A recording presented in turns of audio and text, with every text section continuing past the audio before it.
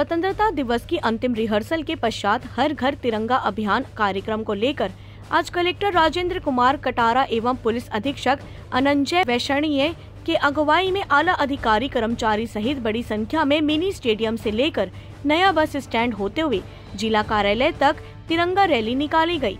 तिरंगा रैली में हर घर तिरंगा घर घर तिरंगा के नारों से पूरा बीजापुर शहर गूंजा। रैली के दौरान सीआरपीएफ एवं डीआरजी के जवानों द्वारा मोटरसाइकिल सहित अधिकारी कर्मचारी शिक्षक शिक्षिकाएं छात्र छात्राएं एनसीसी रेड क्रॉस एवं एनएसएस के विद्यार्थियों ने उत्साह के साथ रैली में भाग लिया। इस दौरान जिला शिक्षा अधिकारी प्रमोद ठाकुर ने 2000 नग तिरंगा झंडे का निशुल्क वितरण किया। बीजापुर जिले में आजादी के 75वें वर्षगांठ पर आजादी का अमृत महोत्सव मनाया जा रहा है, जिसके अंतर्गत 13 से 15 अगस्त तक हर घर तिरंगा झंडा फहराने कलेक्टर ने जिले वासियों से अपील की है। इस दौरान सीईओ जिला पंचायत रवि कुमार साहू, एसडीएम बीजापुर पवन कुमार प्रेमी सहित जिला एवं पुलिस प्रशासन के वरिष्ठ अधिकारीगण मौजूद थे।